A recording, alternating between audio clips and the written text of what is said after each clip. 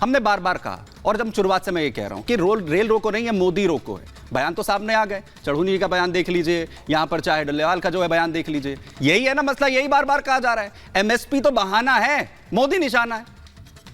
सुमित भाई, आपको यह बयान तो देख रहा है कि वे मोदी निशाना है और किसान कैसे आ गए और आंदोलन बहाना है, लेकिन आपने ही चला रखा एमएसपी बहाना है। मतलब एक मुझे ये बताइए, ये किसान दिल्ली आ रहा है, कौन सा गुनाह कर रहा है? क्यों ना आए दिल्ली, क्यों ना एमएसपी की मांग करें? किसान है, किसान है। यूं बताइए मुझे, किसान कैसे नहीं कह सकते आप? किसान है, ट्रॉली लेकर आ रहा है, जो हमारा चलने का जो संसाधन है ट्रैक्टर लेकर आ रहा है। आप मुझे ये बताइए, और हम किस चीज से आएंगे? मैं पहले अभी एक चैनल डिबेट में था, वो कह रहे थे भी किसान ट्रैक्टर लेके क्यों आ रहा है? किसान चार्टर प्लेन से आएगा, किसान हवाई जहाज से आएगा, किसान ट्रैक्टर लेके नहीं आएगा तो। और किसान कौन सा हिंसक हो गया? इस देश में पहले कोई आंदोलन नहीं हुआ ना ब्रजेश जी? अभी हुआ है इस देश में आज तक कोई आंदोलन नहीं हुआ है। सारे आंदोलन जो है वो चार्टेड प्लेन से ही हुए ना आज तक। ये बताओ, और क्या ये नहीं कहा गया? मैं खुद ग्राउंड पर था वहां पर, उन्होंने ये कहा किसान आना चाहते हैं आए, आप पैदल मार्च कर आइए ना। आप दिल्ली को घेरना चाहते हैं ना, आपकी मंशा ये है, आपकी मंशा ये है। कितने ट्रैक्टर है वहां पर? रामलीला ग्राउंड किसी के बाप का है? रामलीला ग्राउंड किसी के बाप का है? क्यों नहीं है दिल्ली? ब्रजेश जी कितने ट्रैक्टर है वहां पर? कितने ट्रैक्टर हैं? कितने ट्रैक्टर है वहां पर? बहुत ट्रैक्टर हैं। दिल्ली को, अगर दिल्ली को पूरी तरह कैद कर दिया जाए, कौन? पूरी दिल्ली को कैद कर दिया जाए। कहां कह रहे हैं हम दिल्ली कैद करने? अगर किसान आए यहाँ पर, जी बताइए। हम दिल्ली कैद करने के लिए नहीं कह रहे, हम कह रहे हैं कि हम जो है रामलीला ग्राउंड आएंगे, एमएसपी की मांग हमारी है, जो किसानों पर कर्जा उसे माफ करे, C2+50 का जो फॉर्मूला उसको लागू करे। लेकिन उससे पहले आपने बैरिकेडिंग, लड़ाई दिल्ली से है। मुख्यमंत्री खट्टर ने हरियाणा में रोक दिया, उससे पहले हरियाणा में रोक के बैठ गए। क्या मतलब है? क्या मतलब है इसका? सवाल ये है, ममता काले जी को जरा लाइए। ममता काले जी, सवाल ये है, कह रहे हैं कि ट्रैक्टर से आ रहे तो क्या दिक्कत है? सिर्फ एक मिनट, वही बता रहे, वही पूछ रहा हूं ना सर, वही पूछ रहा हूं। मतलब सवाल ये है कि जो वहां पर प्रदर्शन कर रहे हैं 2000, 4000, 5000 जो वहां पर प्रदर्शनकारी हैं, उनके लिए दिल्ली की 1 करोड़ जनता को बंधक बना दीजिए, उन्हें बंधक बना दीजिए, उनके खाने का, उनके पीने का, उनके आने जाने का सारे इंतजाम जो है बंद कर दीजिए। एक मिनट जवाब ले लीजिए ना ब्रजेश जी, 1 मिनट। बिल्कुल दिल्ली सरकार की है और पंजाब सरकार की भी है, बताइए। धन्यवाद सुमित जी। देखिए, जो भी विषय है, जो भी मांगे हैं, लेश मात किंचित मात किसी के मन में डाउट है तो वो बातों से ही सॉल्व होगा ना। जिस प्रकार से बॉर्डर सील कर दिए गए, जिस तरीके से रेलवे लाइंस को जैम कर दिया गया है, उखाड़ा जा रहा है, जिस तरीके से हाईवेज जैम है, जिस प्रकार से दिल्ली को घेरने की बात की जा रही है, इससे क्या फायदा होगा? कोई फायदा होगा? कोई हल निकलेगा? नुकसान हो रहा है ना, जनता का नुकसान हो रहा है, जनता का नुकसान हो रहा है, जनता भोग रही है, छोटे छोटे बच्चे भोग रहे हैं जो स्कूल नहीं जा पा रहे, महिलाएं पुरुष सब भोग रहे हैं। आप मुझे बताइए, अराजकता नहीं है तो क्या है? बंद किसने किया है? सुनिए, बंद किसने किया है? बंद किया है दिल्ली पुलिस ने, बंद किया है हरियाणा की सरकार ने। एक मिनट पहले रिवर्ट ले लीजिए ना, जवाब ले लीजिए ना, आप भी बताइएगा ना, आप भी बताइएगा। मैं पहली बात था, मैं इनके बीच में बोली नहीं थी, आप शांति रखिए। ये बॉर्डर नहीं है जहां पर आप अराजकता करेंगे, ये स्टूडियो है, सुनिए ध्यान से, है ना। इससे कुछ हल नहीं होने वाला है। अगर वास्तव में हल चाहिए तो अभी 3 केंद्रीय मंत्री गए हैं चंडीगढ़ में, वार्तालाप से बात होगी ना। अगर बात करेंगे दोनों पक्ष बैठ के, तभी तो समाधान होगा, निगोशिएशन होंगी, चीजें सामने आएंगी। ये क्या तमाशा लगा के रखा है? आप सोचिए पुलिस वालों को कैसे चोटिल किया है। इस देश का किसान कभी भी हथियार पत्थर नहीं उठाता है सुमित जी। मैं भी उत्तराखंड की बेटी हूँ, किसान मेरे घर में भी है। बिल्कुल, बहुत बड़ी बात है, बहुत बड़ी बात है, खालिस्तानी बहुत बड़ी बात है। ममता काले जो कह रही है, इस देश का किसान, ब्रजेश जी 1 मिनट, इस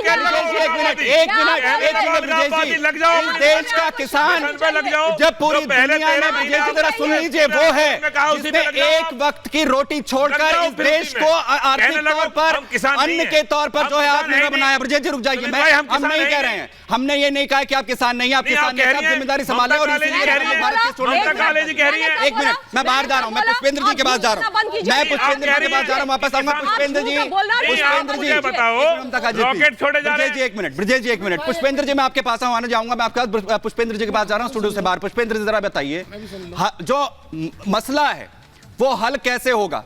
बातचीत की टेबल पर आकर जो मुद्दे हैं, स्वामीनाथन आयोग का मुद्दा है, या फिर पेंशन, किसानों की पेंशन का मुद्दा है, या एमएसपी का मुद्दा है। लेकिन जब ये कहेंगे लोकप्रियता बढ़ गई है मोदी सरकार की, तो फिर क्यों ना सवाल उठे कि वो किसान है या फिर नहीं? नहीं, देखिए, जो भी सरकार है ये उसकी जिम्मेदारी है। जो 2 साल पहले आंदोलन के दौरान इनसे निवेदन किया था मोदी सरकार ने कि भाई हम आपकी ये सारी मांगों को मानने के लिए ये कमेटी बना रहे हैं, 2 साल का समय बीत गया, लेकिन आज तक ना तो उस कमेटी ने कोई रिपोर्ट दी है, ना कमेटी में क्या चर्चा हुई है वो कोई पब्लिक की गई है। एमएसपी की लीगल गारंटी मुख्य मांग थी जी, और बाकी और तमाम मांगे जो हैं आपने बार बार अपने चैनल पे बताई है, मैं रिपीट नहीं कर रहा।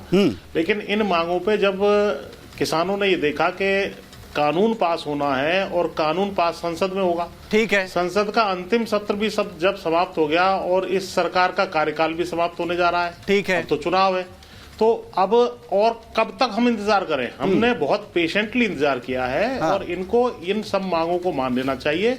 और जिस प्रकार की बैरिकेडिंग दिल्ली के चारों तरफ, दिल्ली से 200 किलोमीटर दूर अभी किसान हैं, उसके बावजूद भी आपने जो है बैरिकेडिंग करके दिल्ली के लोगों को आप ठीक परेशान है। लेकिन पुष्पेंद्र जी, जिन मांगों का आप जिक्र कर रहे हैं, जिन्हें आप कह रहे हैं कि मैं दोहराना नहीं चाहता, वो मांगे तो आ ही नहीं रही ना।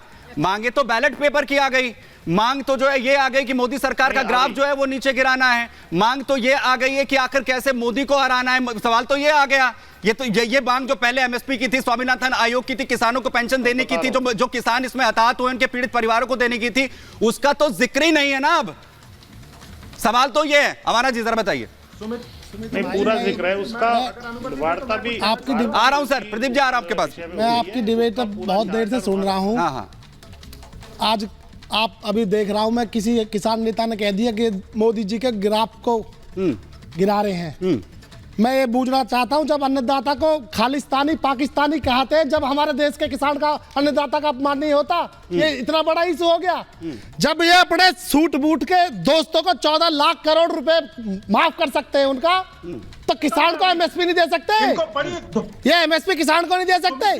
ये कॉर्पोरेट टैक्स, ये अपने सूट बूट वाले दोस्तों को जब कॉर्पोरेट टैक्स 32% सब 22% कर सकते हैं, किसान को एमएसपी नहीं दे सकते क्या? वही किसान है ये। जब कोविड का टाइम आया था, किसान ये भारत के देश के थे, मोदी जी के दोस्त। वो किसान मोदी नहीं, वो किसान नहीं थे, मोदी जी के दोस्त देश छोड़ के भाग गए। अंदर पूरे मोदी जी के दोस्त मनाही कर दी थी, मोदी जी के दोस्त छोड़ के भाग गए देश वो को। किसान नहीं थे।